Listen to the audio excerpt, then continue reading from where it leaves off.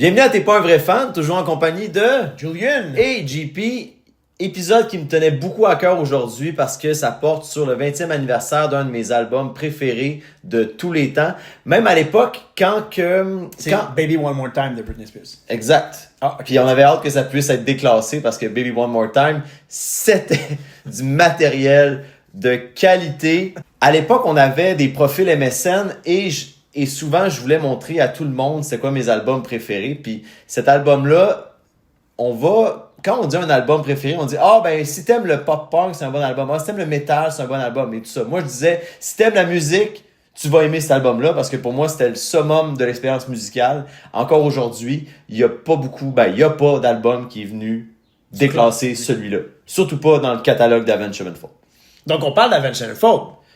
C'est quoi j'ai dit depuis le début? On l'avait pas dit. On n'a pas nommé l'album encore? Non, on n'a pas nommé l'album encore. Ben, l'album City of Evil d'Avenged Yes. Sevenfold, leur 3e album. C'était son anniversaire le 6 juin Ouais. dernier. Mais on fête le 20e anniversaire de City of Evil. Ouais, on va souvent aimer faire des 1 an plus tard, mais on va aussi aimer souligner des anniversaires d'albums, comme c'est le cas de City of Evil qui a eu 20 ans. Quand City of Evil est sorti, ça n'avait pas cartonné tout de suite au début. Non. Parce qu'il y avait eu un changement important Ouais. au niveau du son. Puis ça, c'est vraiment quelque chose que, tu sais, tu parles de changement. Ouais. Wake in the Fallen était encore très metalcore, comme leur premier album aussi, Sounding at the Seven Trumpet. Et là, finalement, on arrive avec beaucoup plus de clean vocal. En fait, il n'y a pas du tout de scream vraiment. Puis c'est ça, c'était un gros changement. Là. Côté instrumental, je pense qu'on n'est pas trop déconcerté. Mais un peu. Quand même assez, parce que quand ils ont décidé de se gâter, quand ils voulaient faire cet album-là, ils se disaient on était des meilleurs musiciens, donc on voulait se gâter. Ouais. Au niveau de la créativité, au niveau de la guitare, c'est un album qui Mais est ça passé sonne quand même, excuse-moi, Mais ça sonne quand même comme du Avenged, tu sais, je veux dire, c'est très différent quand même. Ouais. Même si on sait que c'est du Avenged, parce qu'il y avait une fausse rumeur par rapport au choix de ne plus crier. Ouais, c'est chirurgie vocale. Le monde disait Ouais. il est plus capable, c'est pour ça qu'ils sont rendus comme ça maintenant. Non, vraiment, il a vraiment décidé de faire affaire avec un coach vocal, qui est un coach quand même connu, c'est monsieur... Ron Anderson. Yes, merci, Mister. OK. Puis, dans le fond, lui, il a travaillé avec Axl Rose puis Chris Cornell. Mm-hmm. Donc, des artistes qu'on apprécie aussi, là. Puis, tu sais, vraiment, honnêtement, c'est ça, c'est vraiment quelque chose que lui avait dit au producer de cet album-là, que il arrêtait de crier. Dès après Sounding. Il a dit que c'est ça, il ferait comme une espèce de moitié-moitié dans Wake in the Fallen, où il crierait encore un peu, mais il y aurait plus de clean, et finalement... Donc, effectivement, les rumeurs étaient fausses. C'était un choix planifié, quand même. Ben, ça faisait partie de toutes les critiques qu'il y avait par rapport à l'album, quand il y a des fans qui ont déserté. Ouais. Il y en a même qui disaient que c'était la pire chose qu'ils avaient jamais entendue en écoutant l'album City of Evil. Ça avait pas pogné au début. Quand ils ont sorti, parce que le lead single de cet album-là, c'est Burn It Down. Ouais. Je sais que quand ce single-là est sorti, comme Matt, il était allé... Parce que je sais qu'une de leurs grosses craintes de changer de son, c'était vraiment d'aliéner leurs fans. De faire comme, OK, les fans ne vont pas nous suivre. Puis, en tout cas, c'est un bon move qu'ils ont fait, finalement. Des fois, tu fais le mélange entre tes fans aussi, là. Ben, il y avait pas de middle. Il disait, le monde détestait ou adorait. Il comprenait la direction. Mais je me souviens que quand c'était arrivé, il avait été sur un leaderboard, tu sais, genre de forum de Thrice. Puis il avait vu les fans, parce que dans ce temps-là, Thrice était pas mal dans le... Peut-être un peu plus populaire même que Avenged. Puis il avait lu comme les fans dire que c'était la pire poubelle qu'il avait jamais vue, puis qu'il riait vraiment d'Avenged Sevenfold. Que Matt l'avait dit, puis ça l'avait blessé. Il comprenait pas comment les gens pouvaient pas vraiment apprécier le son qu'eux avaient décidé de faire, puis de continuer avec ça, tu sais. Donc, 2 singles au début, 2 singles qui sont sortis pendant l'été. Burn It Down, la veille de la sortie de l'album, et pendant le mois de juillet, la fameuse chanson qu'ils ont mis sur la map, Bad Country. Ouais. Ben, il était déjà sur la map. Avec Wake in the Fallen, ils avaient élargi quand même leur bassin de fans. Non, mais Bad Country, c'est... Mais ça a été planétaire. Ouais, c'est ça, exactement, c'est ça. Ouais, parce que quand ils ont sorti Wake in the Fallen, ils ont suscité beaucoup l'intérêt des labels, des gros labels, parce qu'avant, ils étaient sur un peu plus petit label. Puis, fait que, oui, il y avait déjà All Eyes on Them, un peu quand Wake in the Fallen est sorti, mais vraiment, avec City of Evil, que t'aies aimé ou pas, qu'il y ait des fans qui aient déserté ou pas, on peut pas se cacher que Bad Country est venu vraiment les mettre sur la map. Ben, on parle en termes de radio play aussi. Radio play. C'est là que ça avait commencé. Et moi, je trouve ça fou quand, un peu comme le fameux film d'Eminem, quand t'as une opportunité, des fois, t'as une chance de... C'est ta chance de devenir gros. Et quand ils ont fait City of Evil, comme t'as dit, il y avait beaucoup de gens qui étaient curieux de voir est-ce que Waken the Fallen, on s'en va vers le haut? Qu'est-ce que ce band-là peut faire de plus que ça? Donc, ils voyaient là une opportunité. Zaki disait que pendant qu'ils ont écrit cet album-là, ils faisaient des journées de 14-16 heures. C'est tout ce qu'ils faisaient. Ils avaient décidé de tout mettre leur énergie parce que c'était leur opportunité. Je sais que ce genre d'album-là, souvent on le voit dans le deuxième album d'un band, exemple Meteora pour Linkin Park ou... qui ont confirmé que c'est pas des albums qui ont du fun à faire. Oui, on va parler à Blink aussi. Exactement. Ben Blink, c'est ça, j'ai dit deuxième album, mais j'ai failli nommer Blink, mais Blink, Take Off Your Pants, c'était pas leur deuxième. Dès que t'as connu le succès. L'album qui suit leur premier album qui connaît le succès, c'est vraiment l'album que les artistes ont souvent le moins de fun à faire.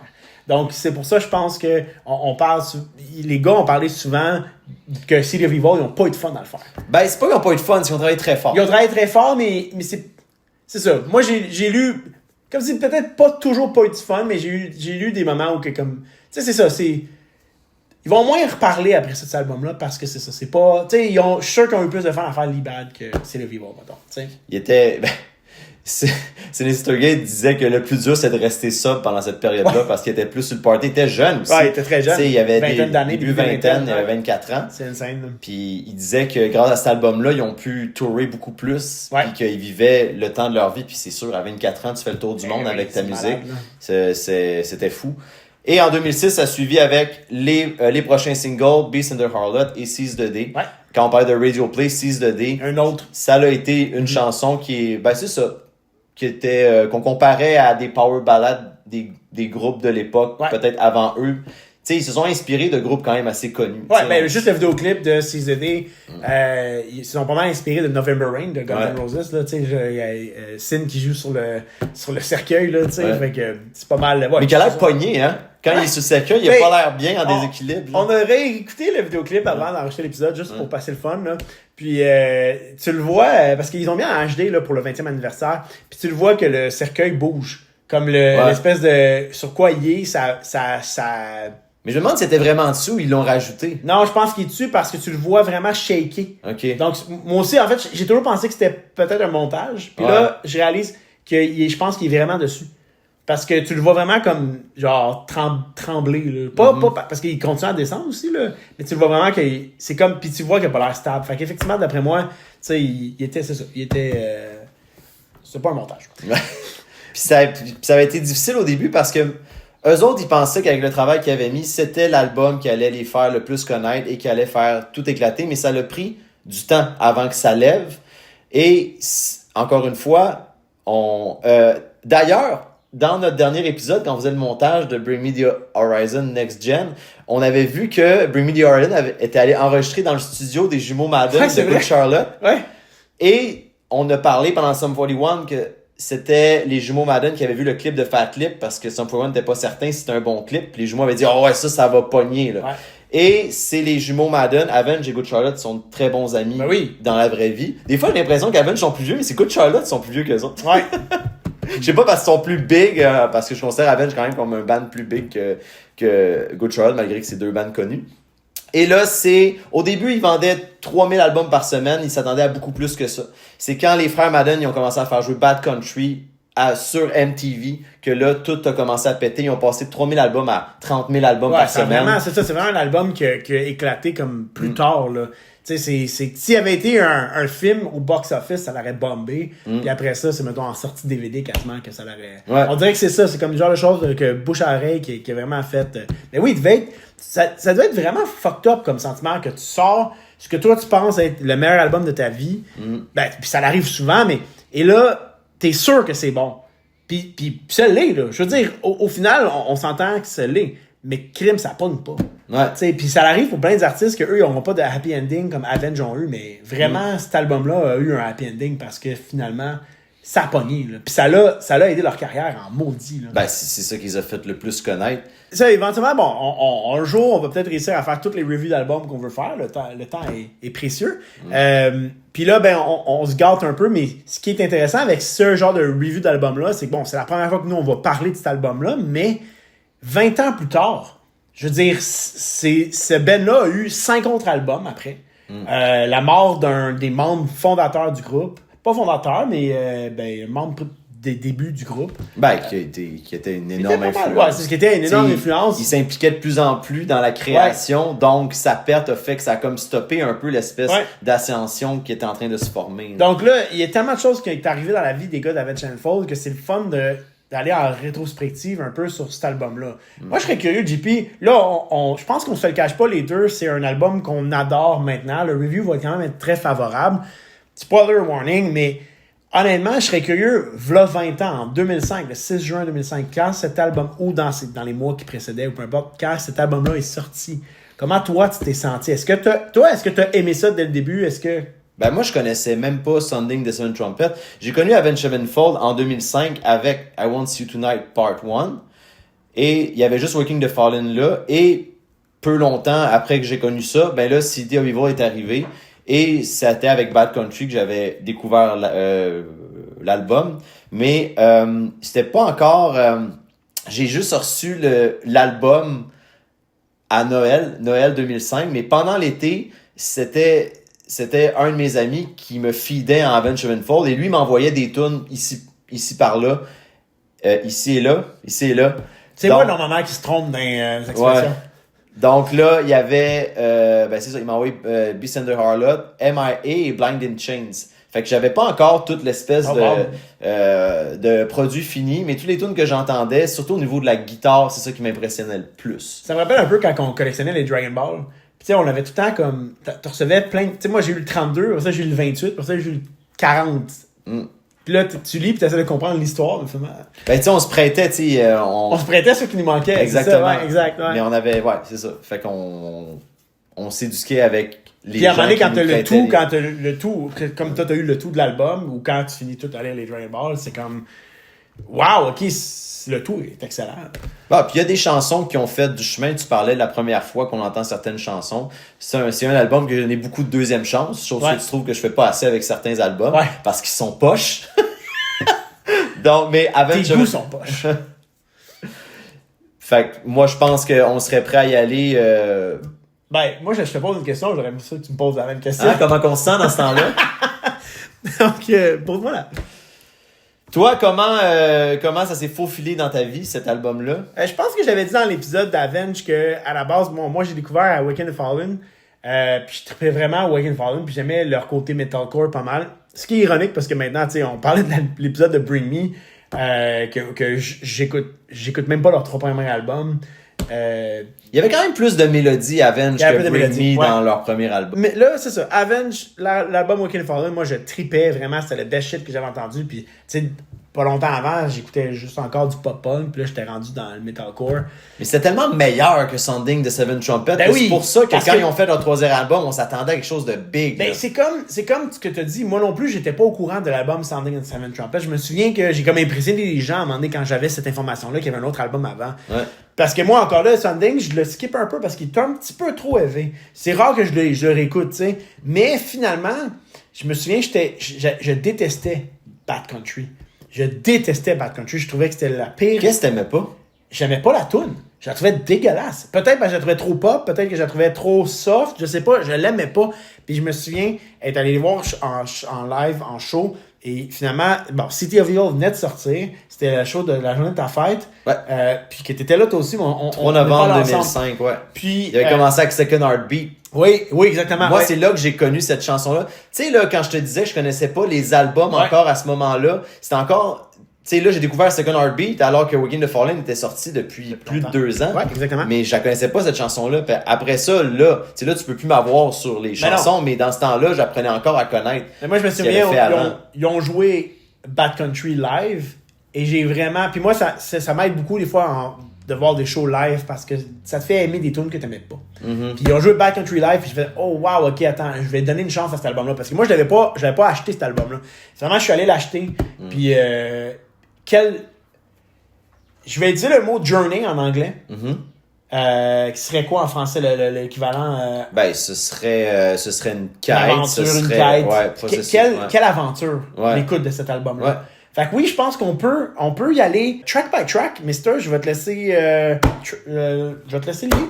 Ben, on commence l'album. Ben, en fait, l'album commence. Ça, c'est drôle, je l'ai remarqué tantôt. Beaucoup de chansons commencent par B. Les 4 premières tunes commencent par un B. Je trouvais ça drôle. Fait que, wow! Ben, hey, j'avais jamais remarqué. C'est pas... Non, mais c'est quand même. Moi, j'aime ça remarquer ces affaires-là, man. Fait que, comme. Non, c'est nice. Bon, ben tant mieux. Merci. Écoute, on commence avec Beast and the Harlot. Oui. Qui était déjà, quand tu parlais d'une autre direction, clairement, cette chanson-là allait dans une toute autre direction. Ouais. Moi, je trouvais ça dommage, cette chanson-là, parce que je trouve que c'est un des meilleurs solos d'Avenged Sevenfold. Ouais. Mais après que le solo est passé, j'avais de la misère. Puis ça, c'est une critique que je vais dire sur plusieurs chansons, peut-être dans ma critique générale à la fin. Mais c'est pas ma chanson préférée de l'album, mais c'est un des meilleurs solos de l'album. Moi, je me souviens quand elle était dans Guitar Hero 2. Ouais. Puis je pense que ça m'a aidé aussi à aimer de plus en plus la tune et l'album en tant que tel. Parce que c'est ça, même si je l'ai acheté, tu sais, là, j'ai skippé ça un peu, mais quand je l'ai acheté, je pense pas que ça a été in love right away. Je pense qu'il fallait que j'aie une coupe d'écoute. Ouais. Mais vraiment, Beast in the Harlot, très bonne chanson. Honnêtement, tu sais, je trouve... Bon. Tu sais, on parle souvent de title track. Oui. Dans le sens que des fois, il y a des albums que... Moi, j'aime moins ça. Je dis tout le temps, j'aime toujours les titres d'albums et les titres de chansons. Puis j'aime ça quand il y a un album qui s'appelle le nom d'une chanson. Tu sais, comme je trouve ça... Moi, je trouve tout le temps ça dommage si jamais elle est pas bonne puis je l'aime pas. Ouais, tu sais, c'est le nom de l'album puis c'est pas une bonne chanson. Ouais. Mais moi, ça rend mal l'album. Ben ouais. Mais moi, ce que j'aime à ce moment-là, c'est le plus comme justement quand t'as une tune qui est clairement le title track parce qu'ils droppent le titre de l'album et dans Beast of the Harlot, t'entends Beast and the Harlot, excuse-moi, t'entends City of Evil. City of Evil. C'est un peu... ouais, exact. Merci, c'est une belle rendition. Puis c'est un peu... ça, c'est un peu combat avec Babylone, avec l'espèce de... Ben, tous les thèmes, tu sais... très bibliques. Exactement. Ouais. Tu parlais des thèmes bibliques dans les lyrics. Puis autant... Ça a commencé, puis je trouve que ça revient un peu dans les albums d'Avenged Sevenfold quand ils critiquent beaucoup l'évolution de l'humanité, à quel point on a évolué, mais tu sais, avec les dictateurs, avec comment ça se passe dans le monde, c'est pas... tu sais, il y a des choses qui se passent qu'on n'est pas fiers, malgré qu'on dit qu'on est le summum de l'évolution, tu sais. Puis dans ça, autant il y a des empires qui ont disparu à cause de gens cupides, autant cette chanson-là aussi, ça parle au niveau plus... rêve hollywoodien que des fois tu peux te vendre ouais. Parce que tu veux faire de l'argent puis que tu veux être connu. Tu sais, tu peux abandonner qui t'es. C'est un peu ça le vidéoclip aussi. Ouais, exactement.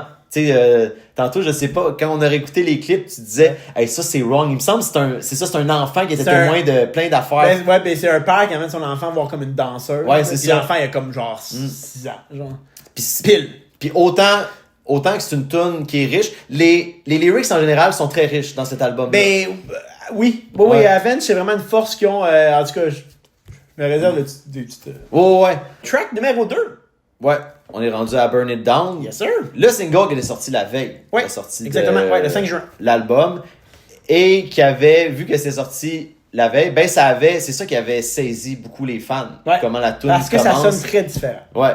Tu sais, même le drum était différent. Et on parlait que M. Shadows y avait travaillé pour sa voix. The Rev aussi. Ben, ouais, exact. Ouais, Ben, vas-y. Oui, dans le fond, mais parce que quand t'as dit que le drum était très différent, ça m'a fait penser beaucoup au fait que The Rev, je sais qu'il s'est entraîné pour pouvoir faire 210 beats par minute. Ouais, pour jouer plus rapidement. C'est hallucinant. Ouais. Quand même. Ben, tu sais, je pense qu'on sait que c'est un excellent drummer, là. Ouais.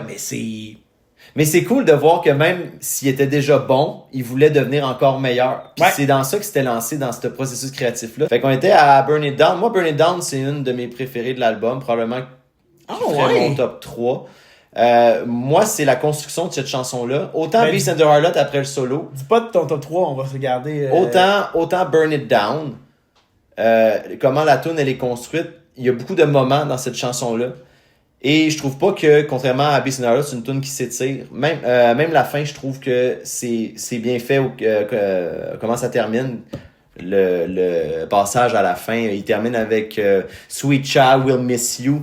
Ce moment-là, autant musicalement que la voix, que l'émotion qui ressort de ce moment-là, fait que c'est une de mes chansons préférées de cet album-là. Je savais pas.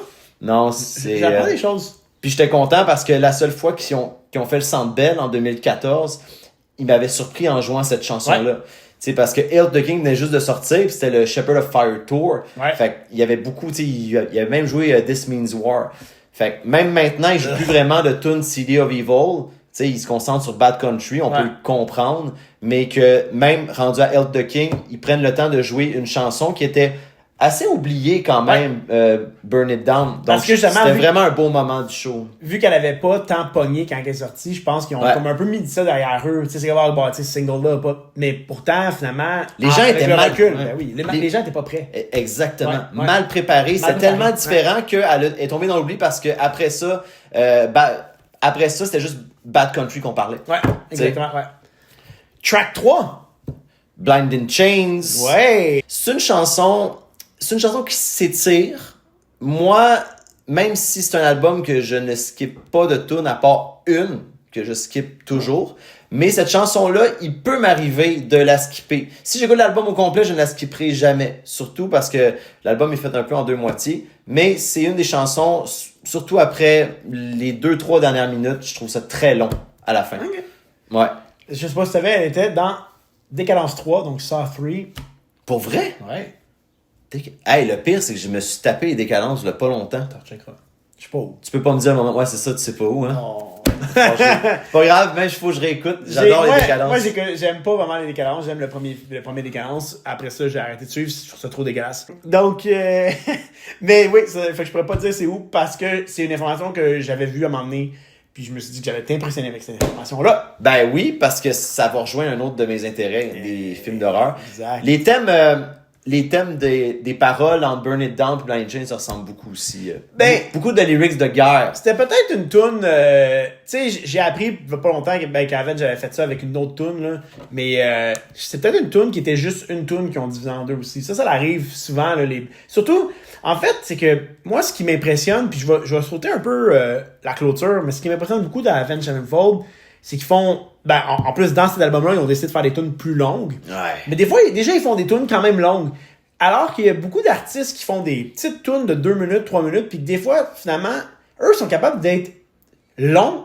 Et à part, là, comme la tune que tu viens de nommer, c'est rare que ça se répète, puis c'est rare que ça s'étire. Chaque moment est important. Il y a des tunes de 9 minutes que je voudrais jamais pas l'écouter au complet. Ouais. T'sais, alors que, mettons, Linkin Park en show, ils abrègent une chanson, ils font juste les deux premières minutes de Lost in the Echoes, mettons, là. Mm-hmm. Il enlève le couplet du milieu. Ils font souvent. J'ai nommé j'ai nommé ça random, mais au show. Oui, ouais. Mais ils font souvent de couper des moments, puis tu le ressens moins. Alors qu'Avenged Sevenfold, des fois, tu sais, des fois, il y a des bands qui font des medley pour faire plus de tunes dans un show. Avenged, je pourrais pas faire ça. Parce que je serais ils pourraient, mais je serais pour que leur tune joue à la radio, ils avaient coupé la fin de Bad Country. On a vu le clip tantôt. On a vu le clip, c'était weird. Tu sais, ils coupent la fin. Ouais. Même Beast in the Harlot, ça finit bizarre. Quand t'écoutes le clip, là, c'est weird tellement on est habitué de la fin de ce chanson-là. Parce que le preview du prochain vidéo qui va jouer a comme popé, mais la tune était même pas finie. Puis hop, ça coupe. Ouais. Donc, track numéro 4, parlant de Bad Country. On arrive à la fameuse tune de Bad Country, qui peut rejoindre des adeptes du cinéma. Vu que t'es un adepte de cinéma, je peux te laisser aller sur c'est quoi les inspirations de cette chanson-là, du vidéoclip surtout. Ah, oui, hey, man, oui, c'est un livre qui a été après ça fait en film. C'est, man, j'ai toujours dans la misère avec le titre. Tu me mets tellement de spot, mon tabarnak. Fear and Loathing. Las Vegas. Mais le pire, c'est que je l'avais enlevé de mes notes parce que je me disais, c'est que j'ai trop d'informations. Puis moi, c'est pas un film que j'ai déjà vu. En fait, j'ai honte de le dire, mais je sais que c'est un classique. Je l'ai ce film-là dans ma collection. Mais quand tu parles de décadence, c'est exactement ça. Puis c'est un peu les mêmes thèmes que dans Beast and the Harlot. Tu sais, même le clip tantôt qu'on l'a écouté, c'est ça qu'on sent, les excès. Puis Las Vegas, c'est connu pour ça. Et un fun fact, l'écrivain du livre, peu après que la chanson soit sortie, s'est suicidé. Oh! Ouais. Il y avait des problèmes d'alcool, de consommation aussi. Il était vieux aussi, parce que le livre était en genre 71, je pense. Ouais, exactement. Ouais, ben il y avait 57 ans. Quand, Et le film est sorti genre... Donc je parle de Hunter G. Thompson, son nom. C'est ça, homme, il fait ses jours à 57 ans. Bravo! Un peu longtemps après. Bravo. Ouais. Non, mais... bravo. Ah. Non, mais comme tu m'as... C'est comme quelque chose que j'ai dit que moi, j'avais pas parlé, puis finalement, tu m'as jeté à terre avec... Non, excuse. Non, ben, par rapport au film, parce que ouais. le clip, si vous avez vu le film, tu reconnais exactement, Ouais. tu sais, la scène de la baignoire, parce que ça fait longtemps que j'ai vu le film, par contre, mais il y a une scène de baignoire que le gars, il est carrément défoncé, il hallucine toutes sortes de choses dans la salle de bain, et quand le solo commence dans Bad Country, dans le clip, Sin est assis sur le bord du bain. Ben, je vais faire cette... Moi, j'adore ça quand j'écoute des films, puis que après ça, je vois que ça va inspirer des vidéoclips, je vais les écouter. Puis Ben, ce serait intéressant d'écouter ensemble, vu que tu dis que... Tu l'as-tu vu? Parce que je l'ai jamais vu. C'est ça, t'as jamais vu ça? Non. Ben c'est, tu sais, par rapport à la pop culture, c'est un film qui est Je très sais, gros. I know. Ouais. Mais, tu vois, moi, Bad Country, quand c'est sorti, je l'ai dit, c'était une tune que j'étais comme, wesh, caca, c'est vraiment, ils ont sell out. C'est rare que, maintenant, je suis pas de même, mais moi, dire qu'un band a sell out, c'est rare, là. Je trouve que les bands, souvent, ils sell out pas, ils font juste faire plus de trucs qu'ils veulent faire. Mais vraiment, j'avais haï cette tune-là. Puis, tu sais, justement, elle trouvait à jouer à la radio. Il l'avait coupé pour qu'elle puisse jouer à la radio parce qu'elle était trop longue. C'est peut-être pour ça, finalement, je l'aimais pas. Mais, non, mais tu sais, puis tu sais, au final, c'est ça, c'est leur plus connu, c'est leur plus successful. S'il n'y avait pas eu d'autres succès, ça aurait été leur tune One Hit Wonder. Qu'on aurait pu parler dans notre épisode de One Hit Wonder, mais ça n'est pas eu un parce que c'est un band qui a eu beaucoup d'autres succès de radio. On parle de Hail to the King, on parle de. Mais avec l'album blanc, il y a des chansons plus courtes aussi. Ouais, qui ont été très connues. Donc, mais non, effectivement, mais Bad Country, vraiment, c'est une tune. Tu sais, maintenant, je la trouve bonne. Tu sais, maintenant, moi, je la skip pas. Puis, est-ce que c'est ma préférée de l'album? Loin de là. C'est un incontournable, mais qui fait partie de ta journée que tu parlais tantôt. Exact. Puis c'est. Malheureusement, ce qui est dommage, c'est qu'il y a tellement de chansons que j'aime cet album-là, mais maintenant, avec leur catalogue complet puis la direction qu'ils ont pris, ils jouent souvent une seule tune de Sea of Evil, puis c'est sûr que ça va toujours être Bad Country maintenant. Puis c'est la moins longue, fait que ça prend moins de temps aussi. Ouais, c'est vrai. Track numéro 5, mon call, c'est que c'est cette tune-là que tu skips. Non, c'est pas celle-là. Oh, ok, parfait. Trash and Scattered. Que j'ai eu plus d'informations grâce au podcast que tu m'avais introduit. Parce qu'il y a eu un épisode sur cette tune-là. Ouais. Exactement, ouais. Est-ce que tu te rappelles comment il définissait cette chanson-là? Chaotique. Ouais. A fine mess. Il disait que toutes les chansons sur City of Evil, il y avait une idée qui pouvait construire vraiment une chanson au complet autour de cette idée-là. Mais cette chanson-là, toutes les parties de cette chanson-là, il disait que chaque petite partie était pas suffisante pour faire une longue chanson sur ça. Fait qu'ils ont juste mis toutes ces parties-là ensemble. C'est vrai. Puis quand... Et ça, c'est important à dire. Avenged Sevenfold, quand il avait engagé le mixeur qu'on dit, parce que tu sais, sur les albums, c'est écrit Mix by, c'est un mixeur qu'on appelle. Ouais. Chris Lord-Edge? Non, il était sur l'album blanc.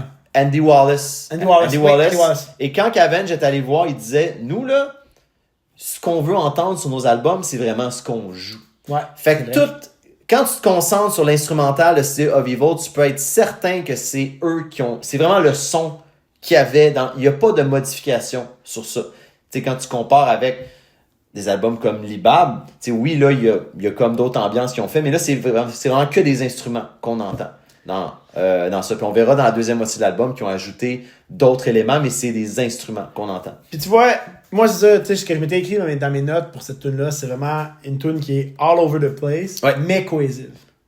Tu sais, au final, le tout fonctionne bien, exactement. Mais les parties mises ensemble, c'est quand même assez chaotique, comme tu as dit. Exactement. Fait que pour ça, c'est une chanson qui... J'aime le bout qui est... Ah, fuck, j'ai oublié les paroles, man. Crawl on me, you fucking parasite, and I'm gonna take you out. Puis il lâche un... c'est bon. Écoute, vraiment, la guitare dans le refrain... moi, j'aime beaucoup les paroles, fait que c'est sûr que souvent, j'aime écouter les paroles. Mais dans City of Evil, des fois, je me concentre juste sur ce qu'on entend en arrière. Et la guitare pendant le refrain, c'est incroyable. Ça vaut la peine. On va parler beaucoup de Sinister the Gates, à quel point c'est un musicien incroyable. Ouais. Mais tu sais, Jackie Vengeance, il est bon aussi. C'est juste que le pauvre, Puis je pense qu'il est très bien avec ça. Mais le pauvre est overshadowed par le talent. Sinister Gates, il chie du talent. Ça il sort par les oreilles. Mais Zaki est bon aussi. Fait que quand les deux s'y mettent, tout ce qu'ils font, c'est bon. T'sais. Ben, faut pas oublier que c'est des parties d'un tout, un band. Hein? Ouais. Fait que sans Zaki, malgré que tu l'as dit, on pense fortement que le plus talentueux des deux, c'est Sinister Gates. Ben, probablement que le plus talentueux je pense pas que les membres du groupe, c'est Sinister Gates. C'est Zaki, ouais. Avec The Rev. Dans le temps, c'était The Rev puis Sinister. Je pense qu'il y avait comme les deux un talent immense. Grosse tête de musique. Ouais, exactement. Tu sais, les autres, ça n'enlève rien aux autres. Mais je pense vraiment... Tu sais, je sais qu'il y a beaucoup... Ils connaissent leur place là-dedans, puis... Puis M. Shadow, il est excellent pour écrire des paroles aussi, et tout. Mais je veux dire, c'est juste que je pense vraiment que...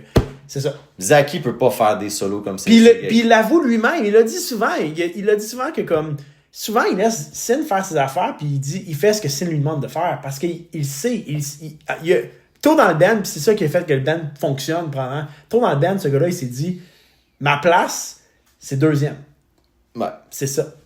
Ben, t'as pas le choix. T'as pas le choix, mais en même temps, tu sais, ça aurait pu virer d'une autre façon. Il aurait pu quitter le groupe, il aurait pu... Non, lui, il a dit, ma place, c'est deuxième. En plus, c'était le guitariste au début. Ouais. Tu sais, Sin est arrivé après. Mais oui, exact. c'est Zaki, mais c'est ça, Sin, dans Waking the Fallen, avait amené cette touche de plus là, au niveau des mélodies. Ouais. Track numéro 6. Seize the Day. Et là, je tiens à faire un lien avec le nom de notre podcast, T'es-tu un vrai fan? Ouais. Pour moi, t'es pas un vrai fan. Ça, combien de fois dans ta vie t'as entendu « Ah, j'adore Avenged Sevenfold, je connais Seize the Day. » Et moi, j'ai vécu ça avec Metallica. Quand on m'avait demandé, je connaissais pas beaucoup Metallica, et c'est ma tante qui m'avait introduit à Metallica, et que j'avais dit « Ah, j'adore Nothing Else Matters. » Puis ma tante m'avait dit « Ah, t'aimes la toune de filles. » Puis là, je l'avais pris personnel, parce que c'était la balade, tu sais. Fait que là, je me suis intéressé au catalogue et tout. Mais Seize the Day, c'est la chanson tranquille, relax, mais c'est pas juste les filles qui font ça. Ben, moi, en tout cas, tu sais comment moi, j'ai de la misère avec ces affaires-là. Tu sais, quand on dit drink de filles, puis quand on dit... Ça me gosse. Mais, tu vois, vraiment, Seize the Day... c'est la toune amour romantique. Oui, mais qui a beaucoup plus... Tu sais, qui est allé chercher un public... Avec le vidéoclip de M. Shadow qui se met tout nu.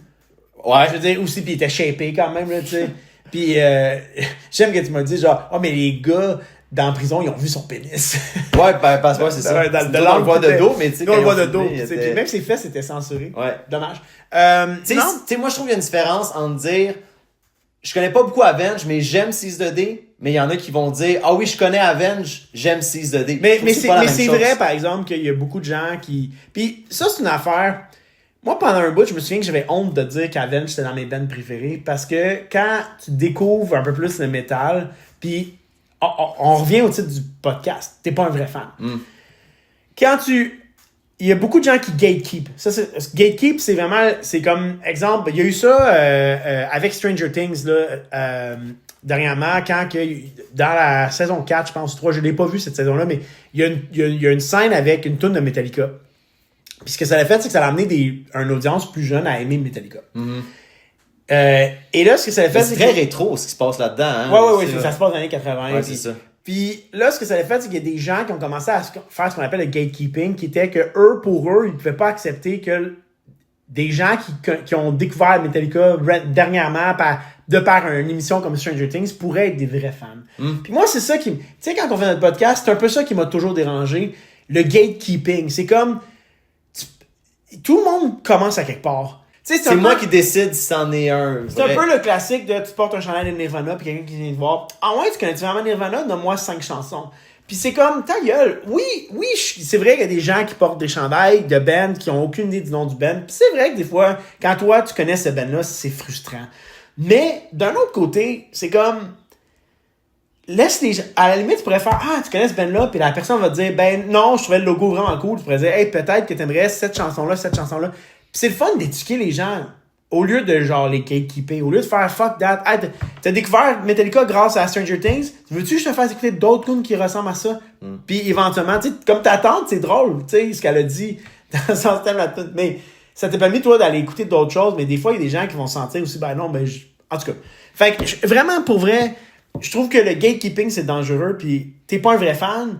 C'est le titre parfait pour ça. Parce que, au final, oui, il y a des gens que c'était vraiment leur tune 6 de D, pas juste des femmes.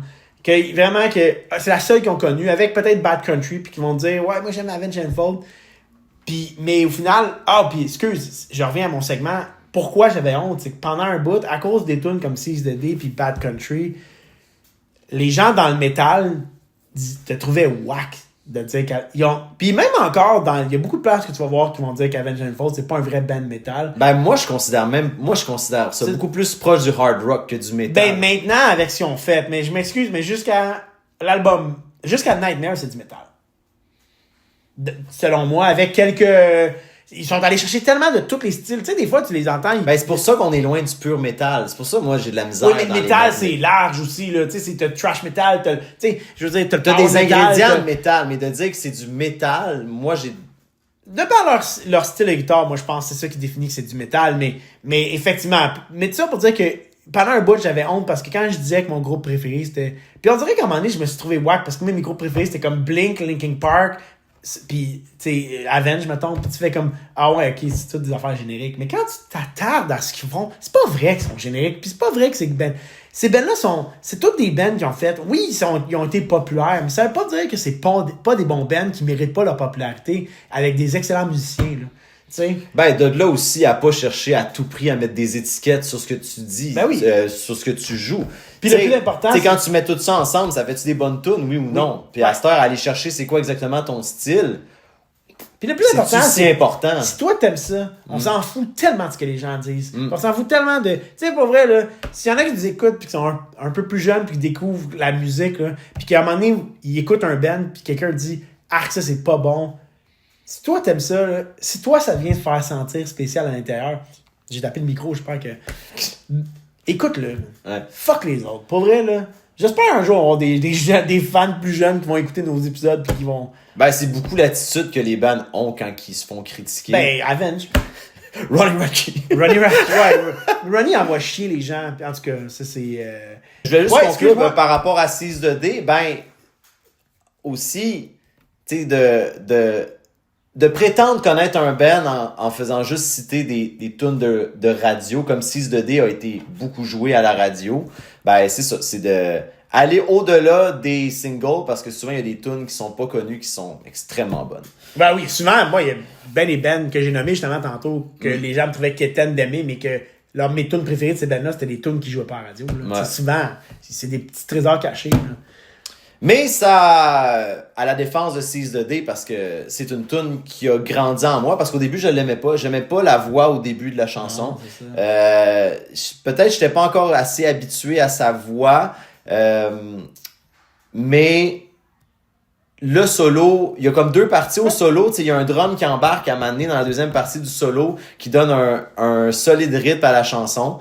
Encore une fois, après le solo, il apporte quelque chose de plus avec d'autres paroles puis écrit, surtout la version live. Vous avez la chance d'écouter le spectacle live de Avenged Sevenfold sur DVD, live in the LBC. Jamais écouté.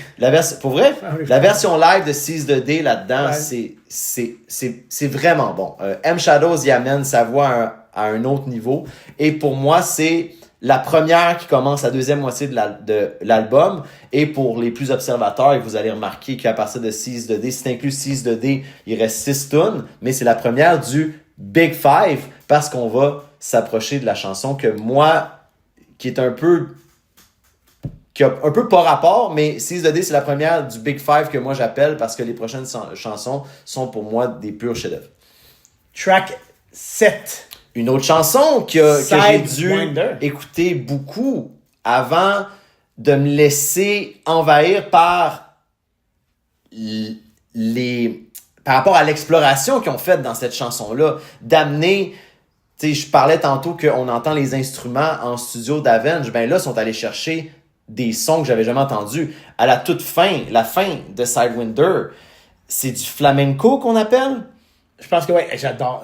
C'est man. Ouais, mais ça sort tellement de nowhere, un peu comme quand Burn It Down était. Ben oui. Ah man, c'est tellement, c'est magique cette tune là. Puis il y a un bout acoustique, Can't you feel the vibe, puis là ça repart. Ouais, exactement. Ouais.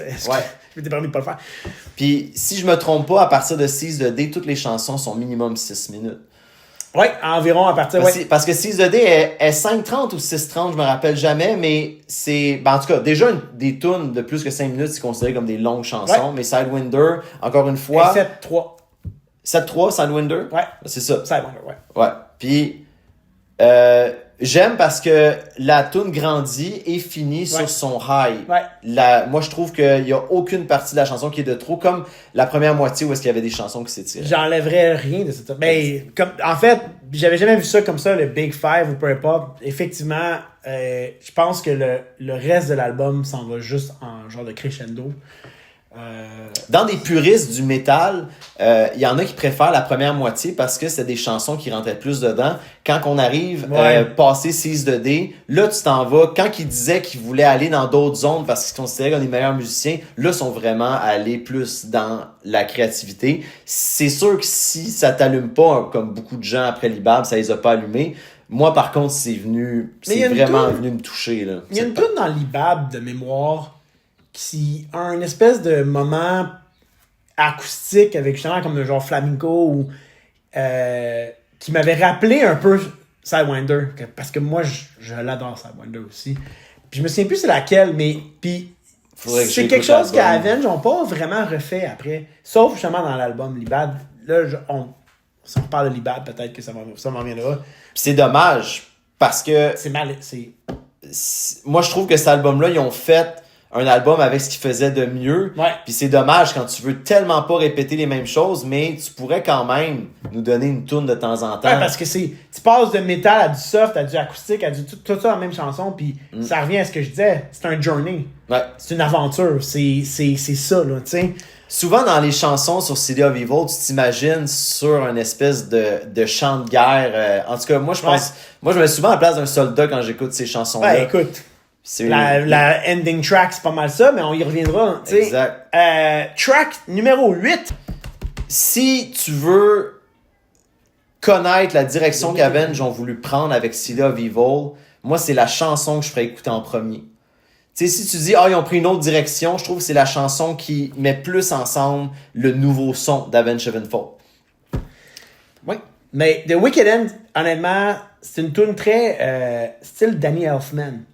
Qui grand compositeur qui a fait des Batman puis plein d'autres son nom me dit quelque chose mais Nightmare Before Christmas Danny Elfman c'est Danny Elfman.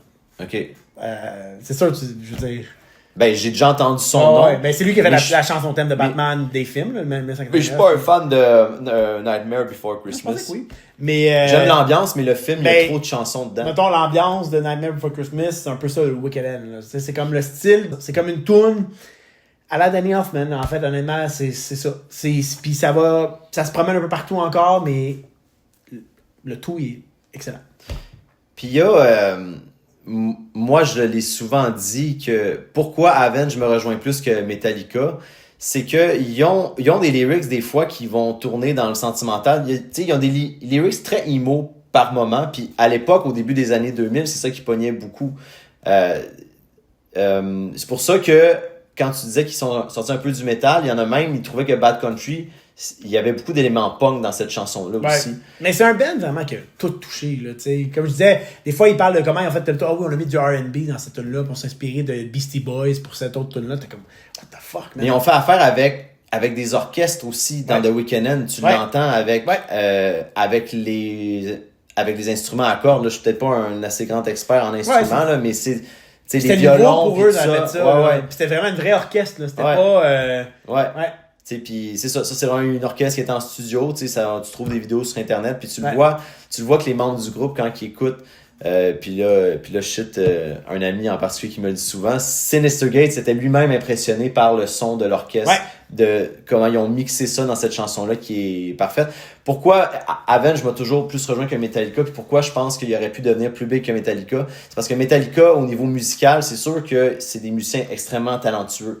Mais si tu veux être un énorme groupe, pour moi, ce qui est important dans un groupe, c'est que les paroles me rejoignent plus. Puis Avenge avait le don quand même de marier certains thèmes, amour, guerre, des choses comme ça, qui pour moi, je trouve qu'ils pouvaient rejoindre plus de gens que Metallica.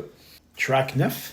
Strength of the World. Strength of the World, man. La plus Journey. C'est... Man. Oui. Genre, je sais même pas par où commencer. Honnêtement, genre, l'histoire de cette chanson-là est juste intense. C'est drôle parce bon. qu'il commence en disant My story starts. Ouais, ben c'est un peu le... Tu sais, pour vrai, écoute, tu sais, Sorrow Swallow My Scream, tu sais, c'est tellement... C'est un journey. Ça, quand j'ai pensé à l'album, puis que j'ai utilisé le terme journey, c'était cette tune-là que j'avais en tête, surtout. Ouais. C'est très Far West. Je sais qu'ils sont inspirés de Ennio Morricone, qui est un grand... là, je dois pas savoir c'était pas celui Danny Elfman, mais c'est un grand compositeur qui a fait la majorité des films, genre Spaghetti Western. Là, mettons, on parle de ben, Sergio Leone, qui est un grand réalisateur de films Spaghetti Western, Là, ça fait une couple de fois que tu le dis, fait que je vais vraiment te le demander. Pourquoi il y a le mot spaghetti là-dedans? Hey man, c'est parce C'est là, je vais tolérer le mot western, c'est correct, là, mais pourquoi t'es... c'est un style de western.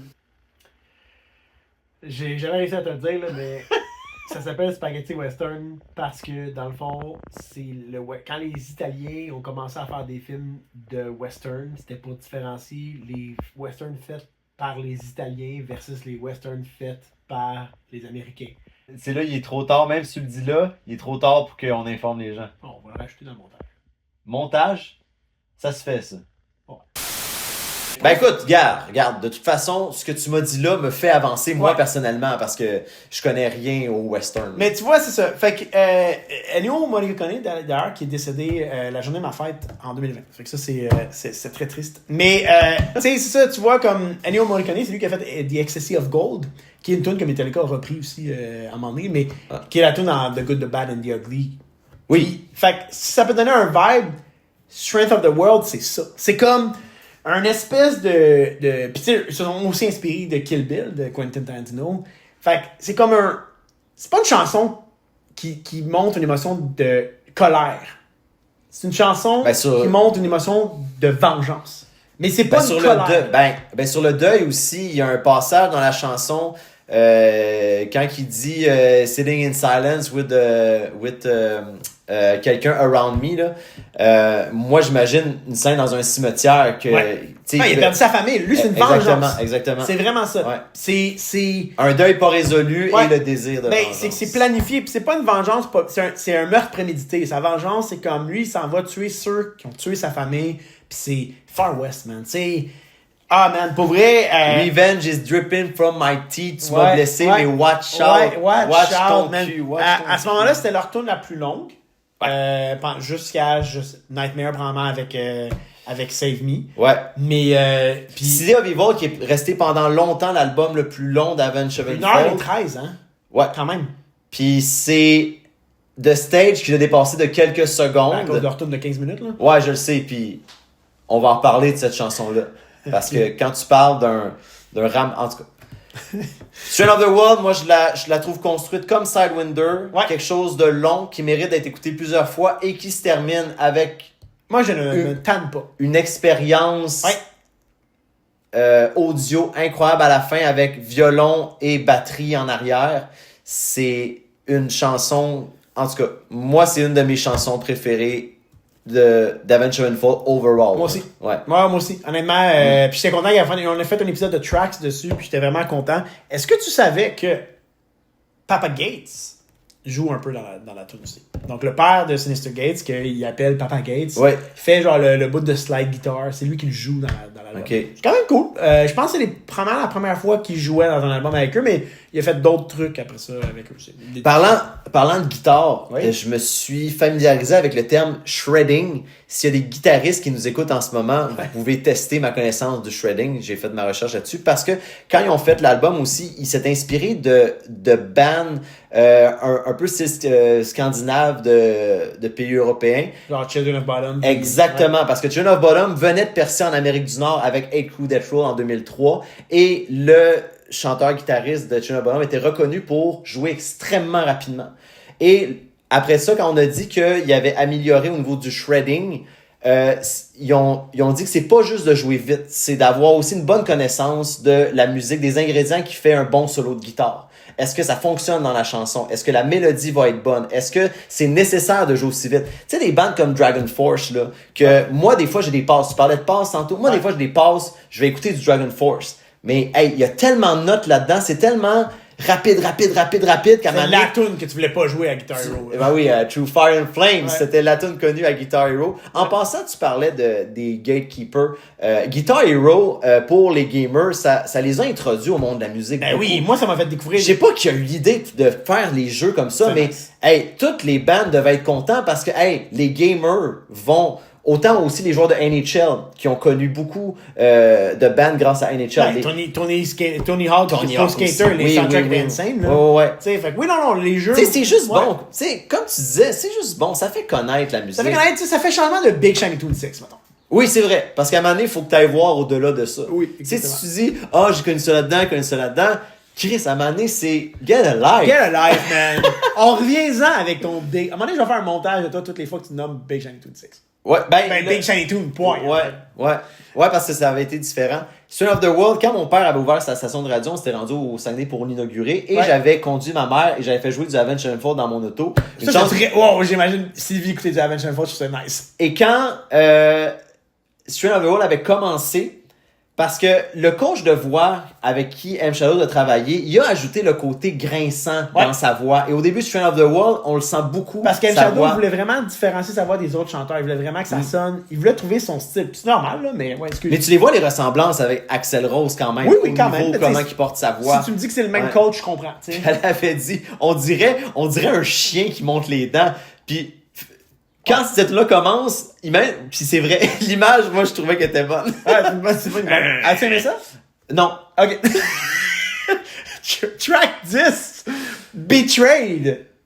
c'est la tune la moins forte de l'album, c'est le moment le moins fort de l'album. De là à Qui la vient- skipper, parce que c'est celle-là que tu skippes, tu l'as pas nommé avant. Ben, pour préparer l'épisode, je l'ai écouté. Il y a des bons moments dans Oui. cette chanson-là, Ben oui. mais c'est juste des moments bons sans être excellents qui fait que Mais c'est vrai. ça m'enlève. Surtout que là, je viens de passer de The Wicked End, Strain of the World, et là, c'est comme si Betrayed me freine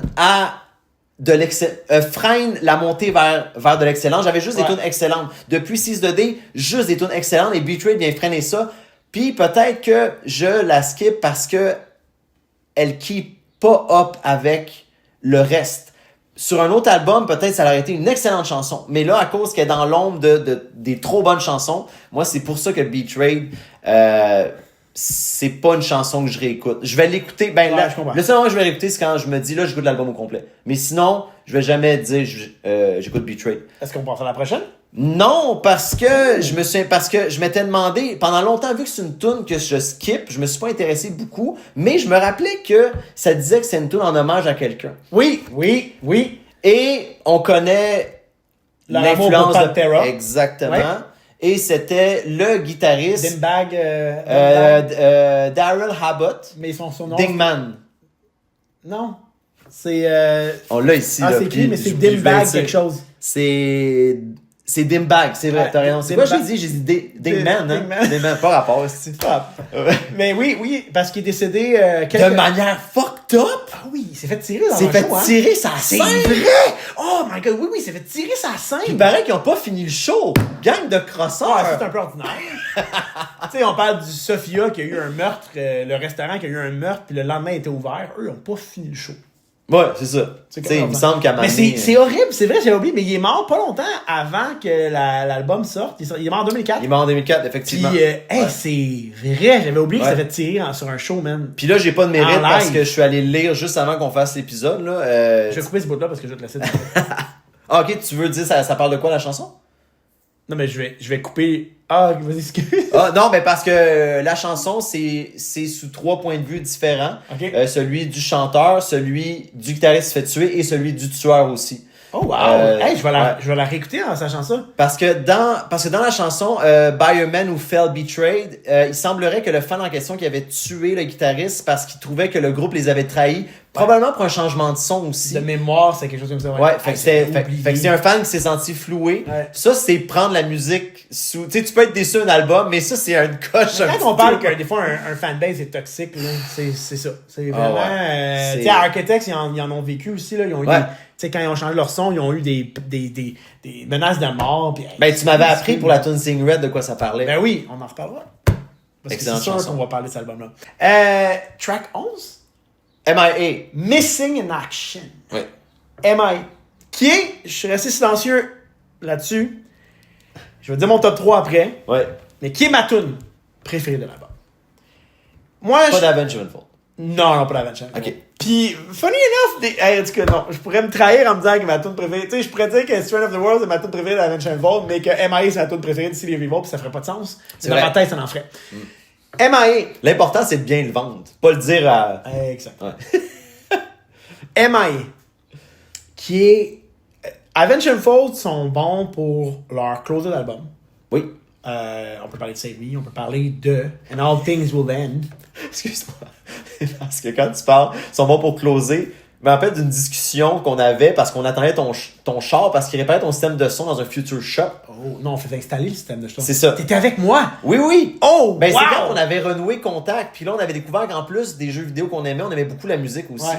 Et là, moi, j'avais acheté ma copie de Awaken the Fallen dans le future shop pendant qu'on attendait pour ton système de son. Aïe, aïe. Puis tu m'avais fait rire parce que... Tu savais quoi? Tu m'avais fait rire OK. parce que en fouillant tes poches, t'avais trouvé du cash content. Ouais. Puis toi, t'étais très avant-gardiste par rapport à la technologie. Depuis très longtemps, ouais. Exactement. Les points, moi, Puis- j'étais une pute à points, je le dis tout le temps. J'ai mes points. Puis, Quand on va acheter des billets, il dit je vais voir si je peux mettre ça sur ma carte pour les points. Fait qu'il prend nos points. Bon, mais c'est surtout que t'étais tellement rendu à un point technologique qu'avoir du cash content pour toi, ça t'inquiétait. Ça me fait chier. Ouais, parce que. Pourquoi j'ai du cash sur moi? Mais t'étais inquiet. Oui, parce que je mettais mon argent tout de suite. Hey, c'est tellement pas important l'épisode, mais je mettais mon argent tout de suite en banque. Puis aussi, en fait, c'est que souvent, c'est que là, je me disais, parce que, en tout cas, j'ai prêté beaucoup d'argent pour à des gens aussi, là, dans mon jeune temps. Puis les gens, en fait, c'est que des fois, je me disais, si j'ai de l'argent sur moi, je suis censé savoir ça vient d'où parce que c'est quelqu'un qui m'a remboursé. Ouais. Faut que je l'aie écrit dans mes cahiers. Oh, ouais. Puis là, c'était comme, j'étais un prêteur sur gage. Fait que c'est ça, genre là, je me disais, probablement pourquoi j'ai cet argent-là, qui m'a remboursé? Genre, est-ce que je l'ai écrit quelque part? Peu importe. Puis on avait échangé sur les closers d'albums. Que tu disais, moi, ce que j'aime d'Avenged Sevenfold, c'est comment ils ferment leur album. T'étais un fan de All Things Will End. Ouais. Et t'étais un fan de And MIA. All Things Will End. Nobody can touch us. Non, mais. Ouais, hey, ça, Waking the Fall, on en parlera. Mais oui, non, mais c'est juste parce que c'est vraiment And All Things Will End. Il me semble qu'il y a le. Il me semble que Oui, parfait, il y a le Ouais. And. Mais Ouais. donc, moi, j'ai adoré ce closer-là. Et là, MIA, qui est un autre excellent closer, qui est une toute qui est un peu moins longue, qui est 8 minutes quelque chose. 8 minutes 46. 48. Ben là, ça varie des fois de sur où tu l'écoutes, mais oui. Et donc, bon, ça parle de la guerre. Tu parlais de narratif de guerre tout le long. Ça vient encore bien closer l'album. J'avais pas vu cet aspect-là, puis là, je le vois encore plus. Bon, moi, j'adore les paroles. 2 million soldiers can't be wrong. Fait que, tu sais, c'est vraiment...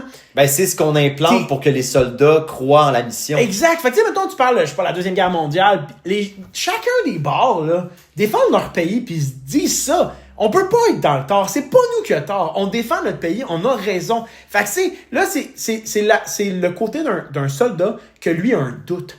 Il est là, puis il sait qu'il y a un doute. Puis moi, j'aime I shot a mother right in front of her son. Ouais. Tu sais, l'image, elle est poignante. Tu sais, tu dis, les traumatismes qu'ils vivent, I take their lives so they can't take mine. Parce que c'est ça. Il y a des gens qui c'est la oublient. survie. Exact. C'est ça. Excuse-moi. Les gens oublient que... Non, mais parce que en voulant dire, t'as dit ce que je voulais dire. Que c'est que, Ouais. que le monde oublie que quand t'es en mode survie, le monde, il pense qu'en mode survie, ils peuvent prédire comment ils réagiraient. Non, Pas pantoute. Non, pas pantoute. Ben, Tu sais fight or flight, que, tu sais qu'il y a des bombes qui sautent autour de toi, t'entends des Ouais. balles de fusil te frôler le côté de la Tes tête. amis meurent tous à côté de toi. Si t'as l'impression que toi, faut que tu tues pour sauver ta vie, tu vas tuer pour sauver ta Puis il vie. y en a que non. Il y en a qui sont pas capables, puis c'est correct aussi. Tu sais, je veux dire, c'est... Mais c'est de... Tu peux pas aller là, puis c'est pour ça quand tu parles des soldats can be wrong, tu peux pas ne pas croire à la mission Tu avec peux pas ne pas croire à la comment mission. tu te mets en Tu danger. sais, puis à la fin de cette chanson-là, quand ça devient soft, qui est... Hey, tu sens la boucane puis les cadavres Ouais. partout. Puis quand il dit « A murderer walks your street tonight », parce qu'à la fin, au final, lui, il a tué des gens. Puis même si c'était valide, même si c'était pour sauver ça, il les a tués pareil. C'est Sans un que- meurtre, il y a du sang Sans ses mains. sur les mains. Et cette chanson-là, là, autant que Strength of the World est venu nous emmener à quelque part, Ouais. moi aussi, cette chanson-là, c'est un autre journey, c'est un autre chemin. T'entends quasiment les mitraillettes dans cette Ouais. chanson-là, tellement il arrive Ouais. à nous faire vivre Ouais. un champ de bataille. Ouais, puis tu vois une tune qui est similaire à ça, c'est One de Metallica. Ah, le clip était peurant. Ouais, là, je l'écoute pas. Ouais. Ça, puis Closer by Nine Inch Nails, c'est m'a traumatisé quand j'étais plus jeune. Mais... Ça, honnêt- je connais pas assez Nine Inch, pis c'est bon. Euh, J'écoute ça. Ouais. mais One, c'est une autre chanson qui nous transportait, qui nous emmenait quelque part. Puis MIA, c'est ça aussi. C'est deux tunes différentes, mais c'est le même. C'est comme. Mais dans One, t'as les coups de fusil, t'entends dans une des versions. Oui. T'as une version sans, mais. Puis t'entends comme. Mais puis c'est sur un. L'histoire de One est vraiment intéressante aussi. Mais côté paroles, je trouve qu'Avenged sont meilleurs que Metallica. Oui. Je trouve que tu vas ressentir beaucoup plus d'émotion en écoutant MIA que n'importe quelle autre chanson de Metallica, même si je vais respecter la qualité de musicien que sont Metallica. Mais tu vois, moi, One est venu me faire vivre. C'est pour ça que j'ai mis avec. Parce qu'effectivement, moi aussi, je trouve que Metallica, des fois, sont un peu plus flat, un peu plus. On se fera pas aimer en disant ça, mais c'est ça. Moi, je trouve vraiment que. Oui, comme tu disais, Avenged est un meilleur groupe que Metallica, selon moi aussi. Mais bon, puis. Bien plus me toucher. Ce qui m'avait déçu, c'est que quand t'as parlé du show du 3 novembre 2005, où est-ce que c'était le moment pour entendre des chansons de City of Evil, parce que, hey, le show, quand tu regardes, si tu connais pas Avenged, tu regardes, hey, ils ont juste joué, 9 tunes? Ouais, mais c'est parce que les tunes durent 7, 8, 9 minutes. Ouais. Tu sais, puis il avait joué ce soir-là Wicked End, Strain of the World, MIA. Puis ce que j'ai trouvé dommage Je avec... connaissais pas dans le temps parce que moi, j'avais pas pris le temps d'écouter l'album. Moi, avant d'aller voir ce Dommage, show-là, ouais. je connaissais juste M.I.A. puis Blind in Chains sur cet album-là. ouais. Fait que Strain of the World puis The Weeknd, je les ai entendus pour la première fois là. Puis c'est plate parce que j'ai pas de souvenirs Moi vraiment non plus, clairs. tu me dis ça, puis j'ai aucun souvenir. Écoute, Ouais. ça a quelque part dans moi, j'espère, peut-être. Tu vois, on était là en même temps, mais on Ouais. était pas. Mais on n'avait pas Un jour, encore... on va raconter aux gens qui nous écoutent comment on se connaît. Oui. Notre histoire. Un jour, on fera ça. Ce que j'ai trouvé décevant, ben, vu que je connaissais M.I.A. déjà avant le show, j'étais content qu'il la joue. Premièrement, parce que le solo là-dedans à la fin, c'est incroyable. Mais aussi pour rassembler les gens, M. Shadow, je me rappelle ce qu'il avait dit avant. You don't give a fuck about my politics. I don't give a fuck about your politics. Mais tout le monde est d'accord que les soldats qui vont au combat, ben, il y a des familles qui attendent leur retour et tout ça. C'est pour ça qu'ils trouvaient ça important de chanter une chanson qui a rapport à la guerre. C'est un thème qui les touche beaucoup. Surtout, je pense, probablement plus quand t'es aux États-Unis aussi. Je pense que c'est un thème qui est plus sensible pour eux. Comme la religion aussi, tu sais, c'est tout Ouais. des trucs aux États-Unis, on dirait qu'ils sont beaucoup plus. Puis il avait joué cette chanson-là. Mais là, avec la sortie de l'album Black plus tard, j'étais déçu parce que le thème de la guerre, il l'avait repris dans Gunslinger. Ouais. Fait que leur tune de guerre, c'était devenu Gunslinger. Fait que ça m'enlevait espoir de réentendre M.I.A. Puis M.I.A., c'est une tune qui... Ils l'ont rejoué après 2014 un peu de temps en temps. Je me souviens pas leur Mais c'est je juste- rêve de pouvoir la réentendre. Peut-être un jour, ils vont faire un. Tu sais, on trouve qu'ils n'ont pas fait grand chose, je pense, pour le 20e anniversaire de City of Evil. Ouais. Puis c'était le 15e anniversaire de Nightmare aussi, là. Puis ils ont comme on dit, ils ont fait un show, mais comme. C'était comme passé inaperçu un peu parce que. Un show quand ça? Il avait fait une espèce de mini-show, là, un live stream, là, qu'on Ouais. a payé. Ouais, ben c'est ça. C'est un show qui jouait juste des choses avant 2005, je pense. Ça a été nice. C'était mais au bon, mois ouais. d'octobre. Ouais, c'est le 20 octobre Ah, 2024. Mais bon, peu importe. Ils ont ressorti les vinyles de City of Evil, fait que ça veut dire qu'ils sont vraiment plus nice que celui que j'ai, fait que je vais peut-être en racheter. Ouais. Le racheter. Mais bon, tu sais, moi j'irais Ben, faut aller overall. overall parce que il y a quelque chose que je me retiens de dire depuis tantôt dans l'overall. Je me suis dit, je vais le garder pour l'overall. Ouais. Quand on parle de Eminem, non, c'est pas l'épisode. Quand on parle d'Eminem, on parle d'Eminem. Genre, quand on n'a pas parlé pendant l'épisode. Oui. Mais quand on parle d'Eminem, on parle d'Eminem avec ses paroles, nous raconte une histoire. Ouais. Eminem est très très fort pour nous raconter une histoire qu'on oublie qu'il rime, qu'on oublie qu'il... C'est tellement une seconde nature pour lui de faire ça. Les gars d'Avenge, ils ont été capables de nous raconter une histoire un peu de la même façon. Côté lyrique, c'est tellement puissant que ça nous transporte. Mais en plus, ils ont quelque chose que Eminem n'a pas. Ils ont un band aussi talentueux qui vient backer leurs lyrics tellement d'une belle façon que vraiment, là, j'ai l'impression de vivre un film. Ben, c'est surtout que la musique nous touche plus que le rap aussi, là.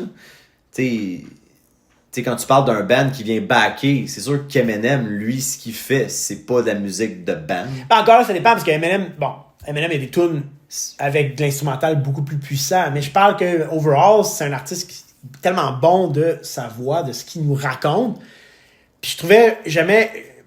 Quand j'ai réécouté Sylvie Wall avant l'épisode, c'est ça le parallèle que j'avais. C'est comme, hey, ces gars-là font ça avec des tunes comme M.I.A., avec des tunes comme Strength of the World, avec des tunes comme Wicked End. C'est vraiment... puis toutes leurs autres tunes, mais surtout... Créer des images dans nos Ils têtes. créent des images dans nos têtes. C'est des films. C'est vraiment ça, puis c'est le tout. Les lyrics puis l'instrumental qui vient nous amener, nous transporter à quelque part. C'est le journey que moi je parlais. Puis il passe Beast and the Harlot, c'est la tune que le parallèle est plus clair entre les empires de l'ancien temps qui se sont écroulés à cause de gens cupides, mais eux ils en parlent en termes de en tant que band, en plus un band californien, tu sais qu'on parle beaucoup que le vice se retrouve dans des places comme Las Vegas puis tout ça. Si je veux aller overall avec City of Evil, c'est mon album préféré d'Avenged Sevenfold. Je suis déçu que Avenged Sevenfold plaide souvent qu'ils veulent pas refaire de ce style-là. Qui ont triché à Nightmare. C'est un peu ça qu'ils ont... Ouais, quand il a voulu réécrire, il voulait retomber dans des chansons plus longues c'est tout. C'est plate parce que c'est ça qu'ils peuvent faire de mieux à Avenged Sevenfold. Ils ont ce potentiel de faire ça, puis ils veulent pas répéter. Le débat est lancé. Est-ce que c'est bon? Est-ce que c'est une mauvaise chose? Moi, je pense que ça peut juste pas être... Les nouvelles choses qu'ils vont faire, ça pourra pas être aussi bon de qu'est-ce que ça a donné sur cet album-là. Si j'avais donné 9 sur 10 sur Next Gen, j'étais obligé d'aller au-delà. La première moitié met en place la deuxième moitié. Moi, la deuxième moitié, à partir de Seize the Day, je trouve que c'est la partie la plus forte de l'album. Je peux pas donner une note parfaite parce que, comme j'ai dit, il y a beaucoup de chansons dans la première moitié qui s'étirent à la fin. Beast and the Harlot, j'aurais quasiment arrêté après le solo. Blind in Chains aussi, je l'aurais coupé. Trash and Scattered, la fin aussi, je trouve, s'étire beaucoup. À partir de Seize the Day, par contre, la deuxième moitié, malgré que je skip Betrayed, donc je pourrais pas donner une note parfaite à cet album-là, mais je vais aller donner un solide 9.6 à cet album. Ah, ok, on fait des points 6. Ok. Ben, c'est parce que il faut qu'il soit au-dessus de Next Gen pour moi. J'ai donné 9, puis 9.5 c'était pas assez, fait que je suis obligé d'aller à 9.6. Mais ça, en tout cas, on a eu une discussion en ronde, puis moi, je t'avais praise de pouvoir donner une bonne note à un truc comme Next Gen, alors que... Parce que des fois, quand on donne une note, il faut que ce soit pas juste... Pourquoi je pourrais verbaliser ça, mais faut pas que ce soit juste sur... Faut que ce soit sur l'environnement de la sortie, il faut que ce soit sur par rapport à ce que... Faut pas juste comparer. Tu peux pas dire, si j'ai donné à Next Gen 9, je suis obligé de donner 9.5. Parce que un album d'un band à un autre, puis d'un era à un autre, puis d'une année de sortie à un autre, c'est des valeurs différentes. Ouais, je comprends, mais moralement, moi, je pourrais jamais donner... Moi, faut que je donne une note plus forte. Mais j'avais trouvé bon, parce qu'avec Next Gen, justement, je pense que tu l'avais fait. Mais moi aussi, de toute façon, oublie la note que j'ai donnée à Next Gen, parce que ça, c'est le Vival. Puis c'est ça. C'est le Vival, moi, je donne, peu importe la note que j'ai donnée à n'importe quoi d'autre avant, je donne à 9.5. C'est parce que je trouve que c'est un excellent album. Mon préféré, je le sais pas. Je le sais pas. Probablement. Mais... Non. Non, mais je sais pourquoi. Mais encore là, moi, c'est mes émotions. Mais, tu sais, c'est un excellent album. Puis moi, mon top 3 de City of Evil, puis je vais te demander le tien après, c'est vraiment... Ce qui est presque les 3 plus longues. Presque. Parce que c'est M.I.A., Strength of the World, puis Sidewinder. Mais Sidewinder est 7 et 1, puis je pense que c'est Betrayed qui est 7 et 10. Ou The Wicked End qui est 7 et 10. Fait qu'il y a une tune qui est un peu plus longue. Mais moi, c'est presque les 3 plus longs. Mais ton top 3, ce serait? Moi, c'est sûr que M.I.A. et Strength of the World vont toujours être les deux meilleurs de l'album. Ce que je trouve plate quand tes tunes préférées, c'est des longues tunes. Des fois, avant de te rendre au travail, t'as pas le temps d'écouter d'autres tunes que ça parce qu'elles sont tellement longues.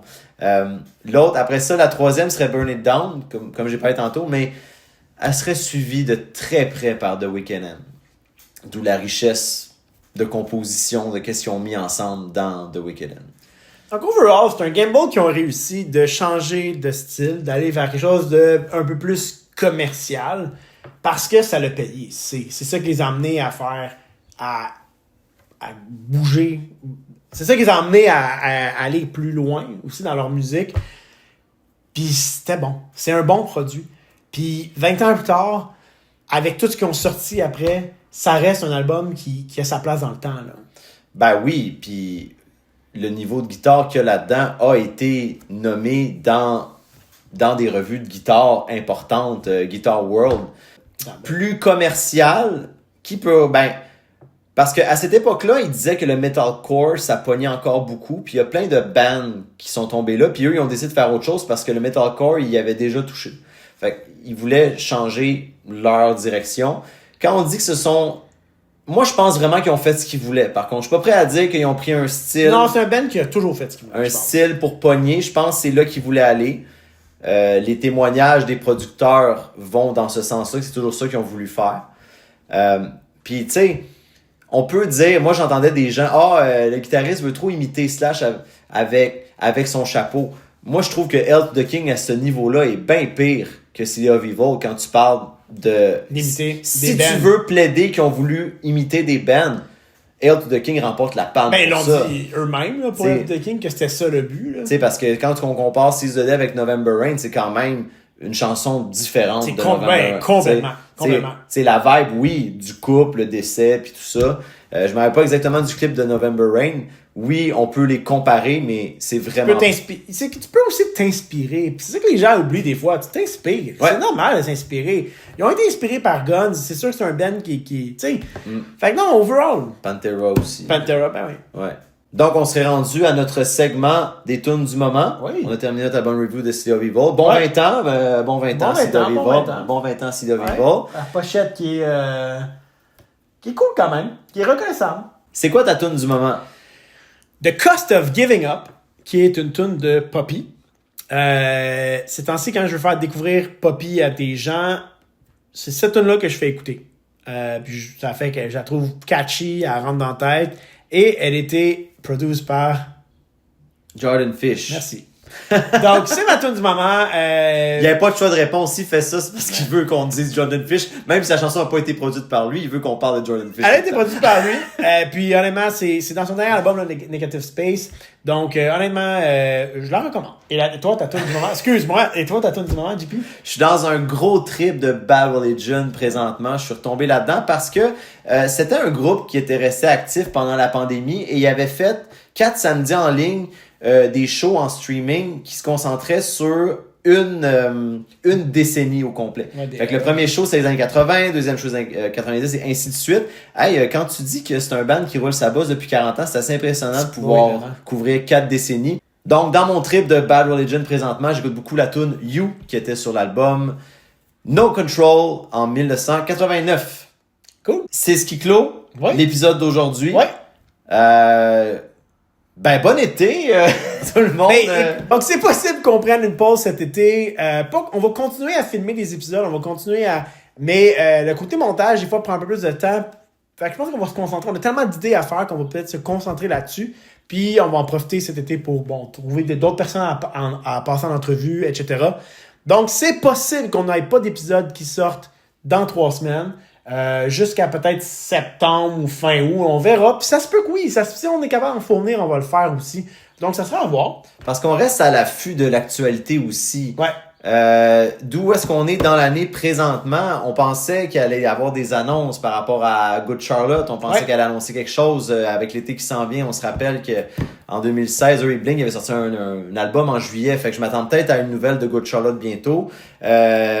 Il y a Linkin Park qui vient à Montréal au mois d'août aussi. C'est sûr qu'on va faire un review du show probablement. Tu sais, ça va être la première fois qu'on va avoir un show avec Emily Armstrong. Ouais. C'est sûr qu'on va vouloir en parler. Fait qu'il y a beaucoup de choses, tu sais. Mais est-ce qu'on va faire au pire un épisode top-up? Peut-être une pause, mais ça me surprendrait qu'on sorte absolument rien. T'sais. Ouais, non, c'est ça. On verra, honnêtement. Ouais. C'est juste pour vous mettre peut-être à l'affût. Chers auditeurs qui nous écoutez. J'ai dit chers auditeurs. OK. Chers auditeurs qui nous écoutez depuis presque un an bientôt. Notre premier épisode déjà en presque septembre. un an. Ouais, donc merci beaucoup. On continue, c'est sûr. Honnêtement, on a vraiment plein d'idées. Fait que vous allez peut-être vous tanner avant nous. Pour nous suivre, c'est sur Instagram, Pas Fan Podcast. D'ailleurs, c'est ça, c'est notre affaire. Il va falloir peut-être mettre pimper la page un peu plus là, de pause. Je pense qu'on a été un peu plus lazy dans les derniers temps. Il y a eu plein d'anniversaires d'albums qu'il faudrait parler. Ben c'est ça, on aime, c'est sans faire d'épisodes toujours, on aime souligner les anniversaires d'albums importants. Fait qu'on pourrait. Puis une des raisons aussi, je pense, pourquoi je te disais, je parlais de prendre une pause, peut-être, c'est qu'on aimerait vraiment transformer le podcast. On va garder l'aspect vidéo, mais on aimerait vraiment l'emmener en audio seulement aussi pour les gens qui préfèrent l'écouter sur Apple Podcast puis Spotify. Donc on pourrait vraiment avoir le temps. Parce qu'on dirait qu'à chaque épisode, je suis tout le temps en train de faire le montage, avec ton aide. Fait que j'ai pas le réflexe de faire le reste. Donc, je pense que ça conclut cet épisode-là qui est très long. Oui, c'est assez. On va finir par l'épisode 1h13 comme l'album. C'est assez. Bye! Bye! Bisous! Est-ce qu'il y a de la vaisselle qui revole puis tu te tâches comme quand tu manges du spaghetti? Non, mais plus... Mais tu sais... Des assiettes qui revolent dans un saloon? Hey, dans ta bouche, quand tu dis décadence, c'est sûr, j'entends tout le temps déconneur. Quand tu commences, ce mot-là, tu vas entendre déconneur parce que c'est ce mot-là qui sort de ta bouche habituellement, pas décadence. Déconneur qui est un projet que j'ai eu à un peu avant.